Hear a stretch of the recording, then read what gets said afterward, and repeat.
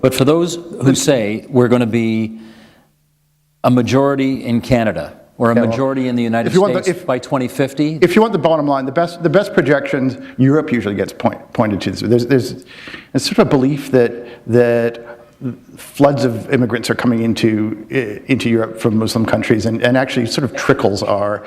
And some of them have a lot of children when they arrive, but their children don't have a lot of children.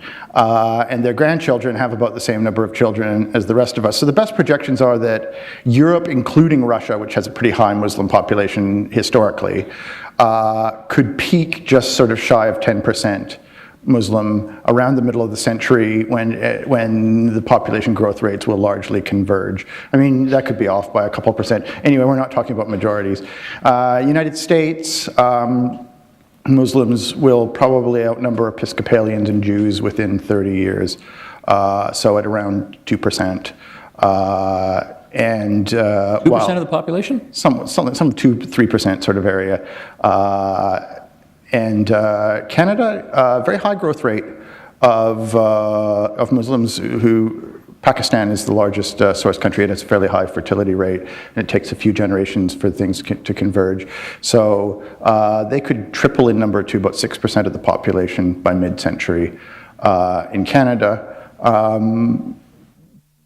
By which point, the projections here are a little foggier, but if Canada follows other places, it'll probably converge. That means you'll have neighborhoods in Toronto that, that there'll be a lot of people from Muslim backgrounds. I don't quite have the assurance to call somebody who's the grandchild of a Muslim immigrant a Muslim necessarily. Culturally, for sure, but beliefs change so quickly. I mean, if you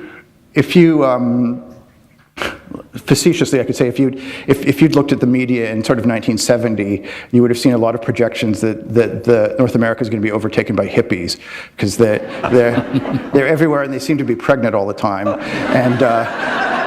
and they're imposing their values upon us and so on, and then they went and voted for Ronald Reagan and all that. Okay, next metric.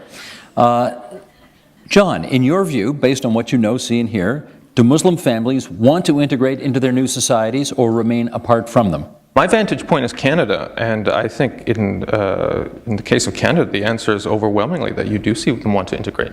I mean, it's not the focus of Doug's book, but it's amazing how lucky we are here in Canada, is that there is a fairly low incidence of radicalism.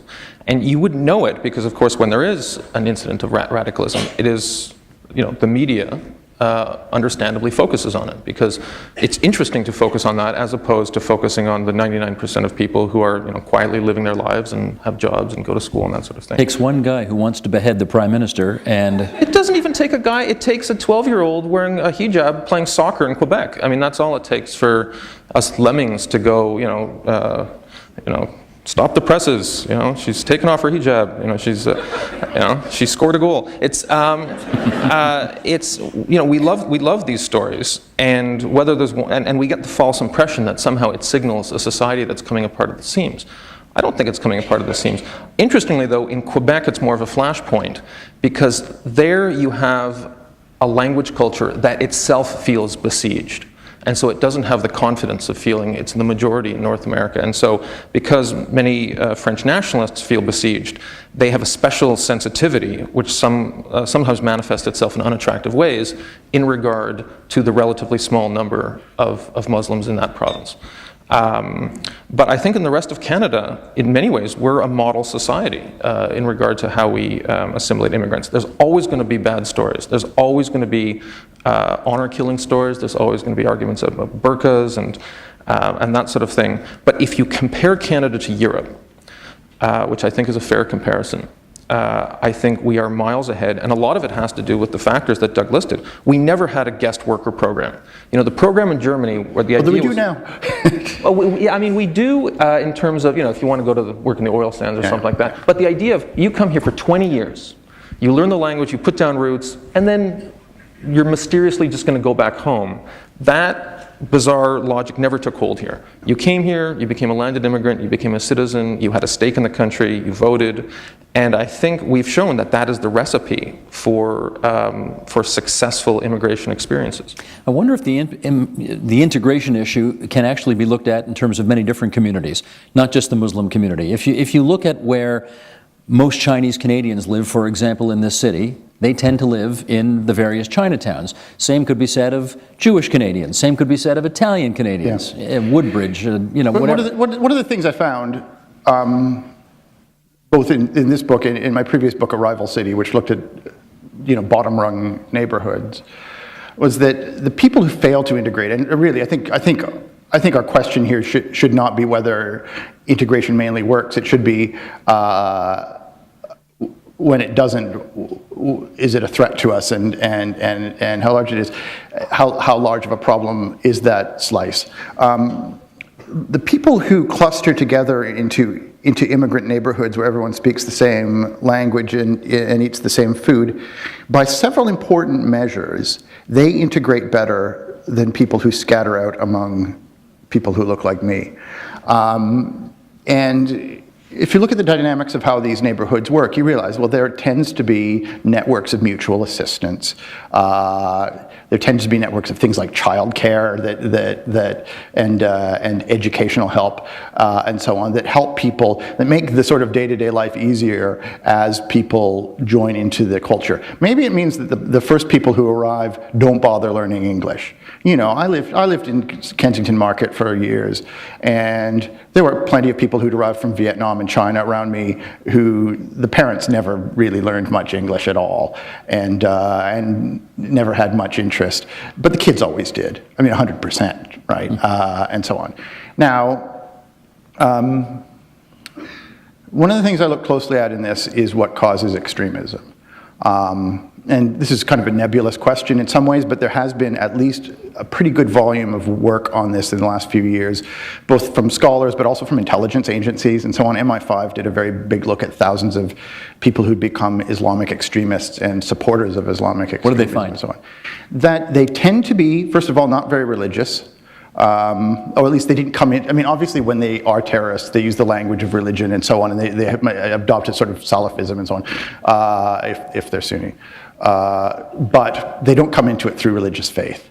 They tend to, at the outset, be personally motivated or criminally motivated, and so on. But interestingly, very much so, they tend to be middle class and quite well educated, and geographically, they tend much more often to be the lone Muslim in a so-called white neighborhood than somebody who's part of a tight-knit community and so on. Now, we're talking here about extremism as in support of violence and terrorism and so on.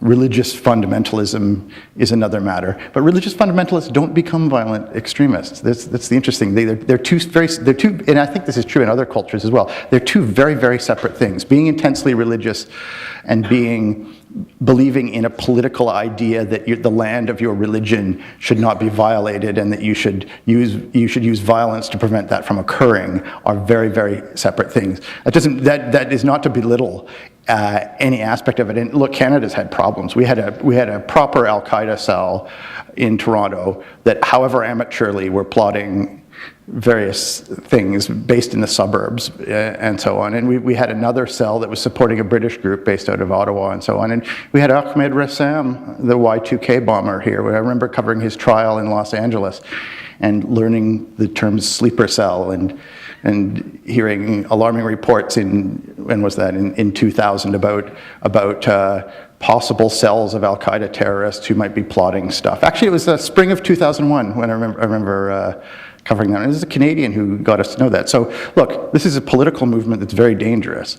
Let me do one more metric on this then we'll get this audience involved here. I can remember one politician telling me a couple of elections ago, he was door knocking in Brampton. And as the family opened the door, he looked inside the house, and the apartment, I guess it was, and he noticed on the far wall a picture of the Twin Towers in flames. And that gave him pause. And it gave me cause to ask this question, which is something, again, anecdotally one hears, John. Do Muslims in the West cheer on, secretly, terrorists? What do you think? I would say the answer is probably, generally speaking, no. I don't think that's the case. If you look at United States and Canada, the proportion of Muslims who say that they support terrorism as we define it tends to be low. That doesn't mean they're not going to give you different answers on various geopolitical issues. But I am surprised by the very low number of Muslims I meet who actually will support terrorism in the way we would define it.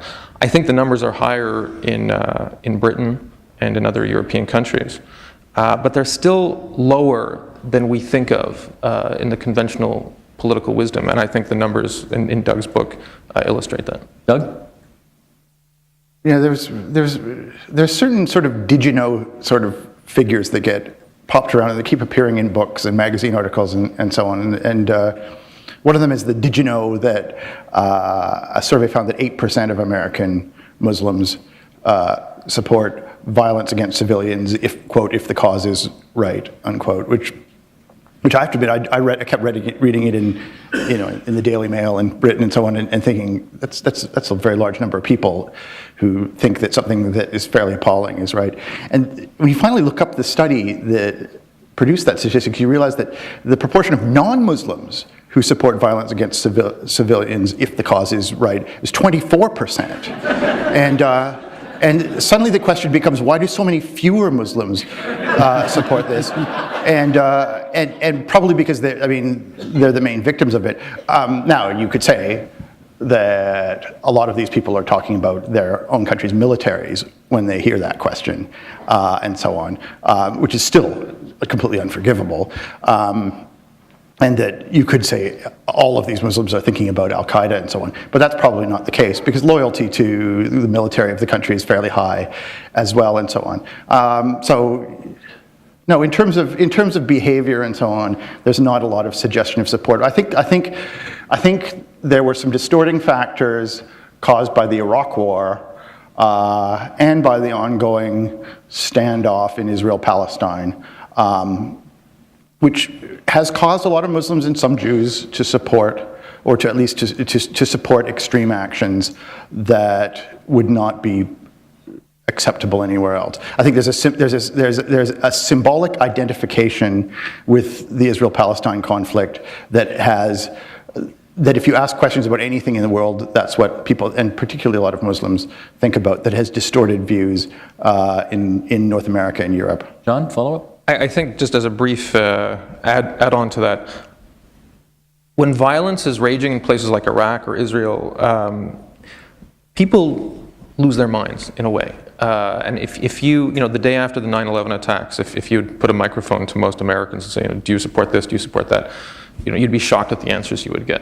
Whenever any part of the world is engulfed in war and the images are being broadcast into people's homes, you get attitudes that are wildly at variance with the baseline attitudes people have. And what's interesting is now that, for instance, Israel has been relatively terror-free for the last couple of years, you're starting to see less radical opinions on both sides in regard to what kind of violence is justified and what kind of means of resistance, to use the preferred catchphrase of people who support or who formerly supported Hamas and terrorist attacks and that sort of thing. So I think that the proper time to get people's baseline attitudes is when bloodshed is not on the front page. Because once it is on the front page, people do... All bets are off. Yeah, all bets are off. As I invite you folks to go to that microphone there, start a lineup if you'd like to ask questions. As you're lining up, Doug, I'll put one more thing to you. And I had a gentleman come up to me earlier this evening, just after I arrived here, who said, I watched Doug on your program last night, and you asked him something. Ask it again today. Because I'm not sure, he said, I'm not sure he gave you a good answer. Now that violence is not on the front page, we'll see if my opinion is He gave you a moderated. superficial answer. I want you to go at him again on this. Yeah. And here's the question. The question is, okay, you've laid out the case in the book. You've got the numbers. You've got the public opinion surveys to back it up. You've got the demographic studies to back it up. And yet there's going to be a chunk of the population for whom, don't bother me with the facts, I know what I know, and I feel what I feel about this. and you can't convince me with your little studies and your polls about what I feel. What do you say to that person? There are two types of persons that we're talking about here. There is a type of person which includes the people who write, books about the Muslim tide and so on, who really does believe that Muslim immigrants are guided by an ideology of conquest in the guise of a religion, and that they are bent on taking over the society, and nothing will convince them otherwise. I think that group of people is extremely small. I think, and I have no interest in having a dialogue. A much larger group of people, which includes, I think, almost all the people who buy those books and so on, are people who saw a group of people with headscarves on arrive in their neighborhood at the same time as reading headlines and maybe even sometimes experiencing the side effects of a very violent political movement in the name of those people's religion, and who want answers as to how those two things are connected. And a set of answers arose from this movement of activists and writers and so on, saying, yes, there is a complete continuity between the ordinary Muslim believer and the radical extremist. Yes, it really is more of a political ideology than a religion. Yes, they are not interested in integrating and so on. And I think people provisionally were willing to believe that because because in the years after September 11th, there was such an overwhelming number of narratives presenting that and so on. And that's who I'm talking to. I'm not talking to the people who fundamentally believe that there's a thing called the West that is homogenous, and there's a thing called the land of Islam that is homogenous. That's a belief that unites both the Muslim tide activists and the Islamic extremists and so on. I'm talking to ordinary people, and I'm quite frankly and honestly talking to ordinary people who are like me. I mean, this is not a book where it's not a multiculturalist book. I'm doing a very old-fashioned thing here, and I'm being the white guy. I mean, it feels kind of mid-20th century. I'm going to write a little book about the Muslim problem and how to sort it out. And there's something a little bit backward about how I've approached this. And I'm unapologetic about this because those are the terms in which the debate is being conducted, and we need to address it back in those terms. To say, okay, yes, I'm aware that there are many different communities coming in and that we shouldn't reify the Muslim, and instead we should talk about moderate Ismaili and Alawite communities versus more extreme Diabani and Saudi communities and so on. Well, yes, but we also need to actually address the worries that people have about the homogeneous averages of Muslim immigrants and take that. So there's another type of book that you could write where you could say this is all illusions, that we have a mosaic of different communities with different values and so on.